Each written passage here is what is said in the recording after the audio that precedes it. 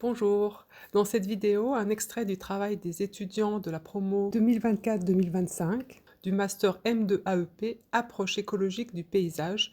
Ce master M2 AEP est en fait cohabilité entre l'Université Paris-Saclay et l'école du Breuil qui est l'école d'horticulture de la ville de Paris. Le travail demandé cette année, dans le cadre de l'UE Nature, Humain, Paysage, était d'imaginer la création d'un jardin avec vue sur mer. À la fois donc en prenant en considération leurs connaissances en écologie, leur sensibilité et leurs connaissances dans d'autres domaines tels que bien sûr le paysagisme, mais aussi l'urbanisme, voire l'architecture, la géographie, l'anthropologie. La demande était pour créer ce jardin de s'inspirer, non pas de copier, mais de s'inspirer d'un type de jardin déjà existant, déjà imaginé, créé par l'humain. Et il pouvait bien sûr par exemple aller voir dans d'autres cultures quel type de jardin avait pu émerger. Ainsi, dans les minutes qui suivent, vous allez découvrir en quelques mots ce qu'est une forêt-jardin, le jardin japonais, le jardin à l'anglaise, et la vision du jardin par deux paysagistes célèbres, l'un brésilien, Burle Marx, et une anglaise, Gertrude Jekyll. Donc on a choisi de vous présenter le jardin forêt qui est aussi appelé forêt comestible. C'est la mélange du jardin, ça va être un terrain où on va cultiver des végétaux et de la forêt qui sera une étendue couverte d'arbres qui va former un ensemble très dense. Donc c'est un écosystème forestier où on va mélanger les différentes strates de végétaux. Le but ça va être d'imiter un boisement forestier naturel en incorporant des essences végétales qui seront utiles à l'homme de manière directe ou indirecte, donc que ce soit les associations de culture, le production de bois ou le pâturage des animaux. Donc c'est la plus ancienne forme d'utilisation des sols au monde puisqu'il existait des jungles le long des rives durant la préhistoire. Comme on peut le voir sur le graphique, l'idée ça va être d'avoir une canopée qui va être formée de grands arbres comme le chêne qui va avoir des glands qui va pouvoir produire du bois ou le tilleul où on va pouvoir consommer les feuilles. On va avoir des arbres fruitiers comme le pommier, le poirier, le pêcher. Ensuite on va avoir une strate avec des arbustes fruitiers comme le framboisier, le cassissier, le groseillier. On va retrouver des plantes grimpantes comme la vigne, le kiwi, une strate herbacée qui va être composée de plantes aromatiques ou médicinales ou toutes les plantes légumineuses. Et ensuite, on va avoir les tubercules comme le tampinambour. Et ensuite, on va avoir les couvre-sols comme la menthe ou le fraisier. Donc une forêt, ça va être un ensemble qui va former une biomasse qui va se renouveler sans cesse, sans intervention humaine. Une jardin-forêt, ça va être un système stable qui va fonctionner sans apport et qui va être résilient sur le long terme. On a choisi ce thème pour pouvoir apporter un côté nourricier à tous les aménagements de projets pour pouvoir créer des jardins qui seraient utiles sur le long terme.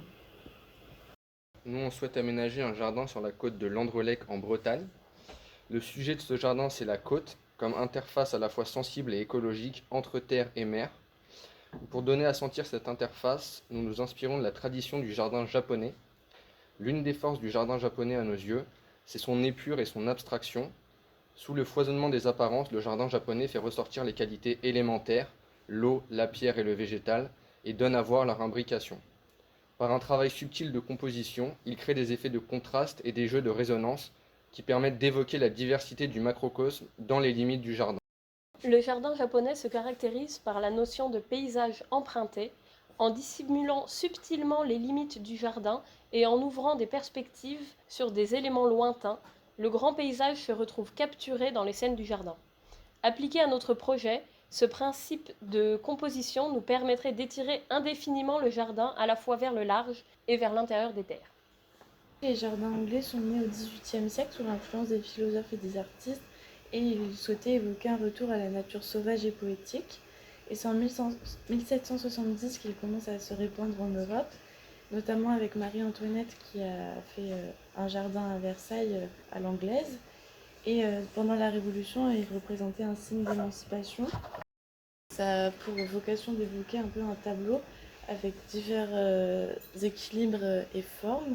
Ça permet également d'exalter la poésie d'un lieu avec des chemins tortueux et des végétations en apparence non domestiquées pour donner une impression de naturel. Au niveau des autres caractéristiques, on a les reliefs du terrain qui sont conservés, donc pour essayer de faire une ambiance qui est vraiment naturelle, des pelouses et des chemins pour inciter à flâner, se détendre, des nombreuses fleurs colorées pour représenter, comme l'a dit Constance, une composition semblable à un tableau avec une peinture vivante. Et on a pas mal d'arbres, de fourrés, de rochers, des favoris, des bancs, etc. pour faire un espace vraiment naturel et inviter au naturel. On a donc le refus de la régularité de la topographie pour permettre vraiment une nouvelle fois cette incitation à la nature et contrebalancer par exemple les jardins à la française et pour exalter la poésie du lieu. Et nous on a choisi ce jardin-là parce qu'on voulait un jardin qui était un petit peu sauvage, qui initiait et qui invitait à la nature vu que ce serait en bord de mer et pour pas dénaturer non plus le paysage de bord de mer. Pouvoir se perdre et créer des effets de paysage, notamment avec la mer, donc possiblement des chemins tortueux qui mènent à des points de vue sur la mer, et pouvoir adapter aux usages du site, vu que notre site on l'a choisi à côté de zones un petit peu historiques où il y a d'autres éléments, et donc pour créer des points de vue. Alors nous, on va s'inspirer des jardins Boulemac, qui est un paysagiste brésilien du XXe siècle. Et on a beaucoup aimé en fait son approche parce que Boulemac, son idée c'était de prendre des cicatrices de la colonisation et essayer de valoriser la végétation brésilienne dans ces espaces. En mettant des textures, des contrastes et des couleurs très différentes et en jouant beaucoup avec la sinuosité aussi de l'espace. Il vient de Rio, donc à Rio on a beaucoup de montagnes et de petites collines. Et il utilisait en fait ces espaces pour créer des surprises lorsque les gens se promenaient dans son jardin. Et on a beaucoup aimé aussi son approche par rapport, son approche écologique en fait. Il avait une attention particulière justement aux espèces indigènes et à comment les mettre ensemble et faire en sorte qu'elles se complémentent d'un point de vue esthétique, mais aussi d'un point de vue écologique, enfin, qu'elles s'aident en fait dans leur vie. Et il a beaucoup travaillé aussi avec la temporalité végétale, donc ces jardins ils évoluent avec la croissance des plantes et ils continuent à être aussi beaux tout au long de leur vie, quoi. Voilà. Nous, on est dans une zone qui est une ancienne ville coloniale du Brésil, à côté de Rio, et qui est une zone qui a été un peu dégradée à cause du port. Donc ça faisait sens de s'inspirer de ce monsieur. Oui, je vais parler un peu des choses intéressantes par rapport à lui. Il est un artiste, il est musicien, sculpteur, il parle différentes langues. Quand il était en Allemagne, en 1940, il a été dans une exposition de plants. Il a vu une plante du Brésil et qu'il même pas, Qu'il ne connaissait pas. et qu'il ne connaissait pas. Il a dit, mais c'est un plant de mon pays. Et cette plante, elle est là. Donc, il a commencé à étudier différents plants. Il fait des expéditions en Amazonie, en forêt atlantique. Et, et c'est un truc intéressant qu'avant de faire le projet, il fait une peinture toutes les fois pour choisir les couleurs. Et il commence avec la peinture, il fait le projet. Il a fait des projets à Brasilia avec Oscar Niemeyer, às Esplanades, à Brasilia, et un endroit très, très célèbre au Rio de Janeiro, c'est Aterro do Flamengo. C'est énorme, c'est un parc avec différents usages dans ce parc-là. Et voilà, c'est ça. Du coup, nous, on va vous présenter notre source d'inspiration pour ce projet. C'est pas vraiment un jardin qu'on a pris comme source d'inspiration, mais plus une manière de penser le jardin qui a été vraiment actée par donc Gertrude Jekyll, qui est elle s'est définie elle-même comme artiste paysagiste du 19e, fin 19e, début 20e, et qui en fait va expérimenter ce qu'on appelle aujourd'hui les mixed borders. Donc en fait, Gertrude Jekyll, elle est considérée en Angleterre comme la reine des jardins. Et en fait, son amour des jardins va être progressif et surtout initié par sa curiosité artistique qu'elle a de façon assez transversale, puisqu'elle touche à énormément de domaines. Donc que ce soit la peinture ou la sculpture, et elle va appliquer ce foisonnement de création dans les jardins.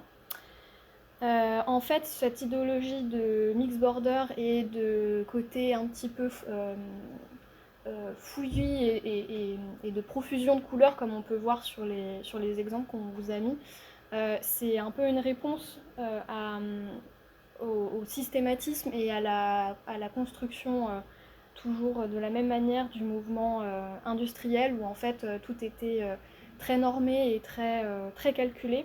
Et donc elle va aller assez à contre-courant dans sa manière de penser les jardins en s'inspirant du mouvement art and craft de l'époque. Donc Gertrude Jekyll, elle va faire partir d'un ensemble de paysagistes qui vont participer à ce mouvement-là dans les jardins, mais elle est aujourd'hui considérée comme vraiment la pionnière de ce principe-là. Et le mix border, encore actuellement aujourd'hui dans le paysage, est largement utilisé dans les conceptions de jardins. Ce qui est intéressant, c'est qu'en fait, au niveau du rendu, vous allez avoir un foisonnement de couleurs, de végétation qui vont faire à la fois un ensemble et avoir un détachement par espèce et par forme qui fait que vous pouvez identifier facilement les espèces. Et en fait, on a mis un petit extrait d'un plan de plantation qui est juste là en bas, où en fait on a le principe de cette répartition qu'on appelle en patates, où vraiment vous avez donc des amas de plantation qui sont regroupés dans des formes très hybrides et jamais vraiment toujours très régulières. Voilà. Est-ce que j'ai fait le tour? Alors aujourd'hui, à l'heure actuelle, on connaît très peu. Il y a très peu de jardins qu'on considère comme jardins qui ont été réalisés totalement par Gertrude Jekyll, puisqu'avec le temps, en fait, au niveau de la gestion, il y a énormément de ces concepts qui ont été progressivement effacés. Mais un qui est très connu et qui est dans le nord de la France, à Varangeville, qui est le domaine du bois des Moutiers, est un exemple flagrant en fait de ce qu'elle a pu faire dans son époque. Et voilà, donc au total on dénombre 400 interventions de Gertrude Jekyll, mais aujourd'hui en fait il n'y a que très peu de vestiges vraiment de sa patte dans les jardins qui sont comme à l'époque.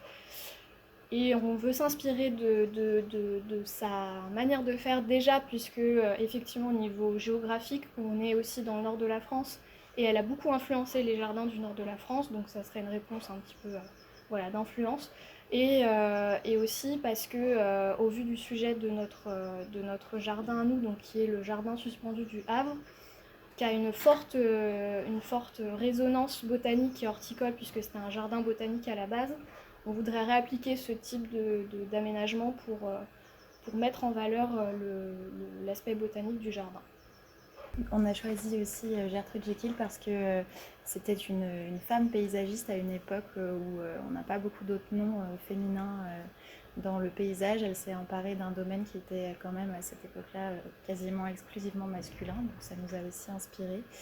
On trouvait ça aussi intéressant parce que dans notre perspective d'étudiants en paysage et écologie, aujourd'hui quand on parle mixed border, on a plutôt tendance à penser plantes horticoles, massifs très construits, et c'est pas forcément le plus écologique, mais du coup ça nous semblait intéressant d'explorer ça.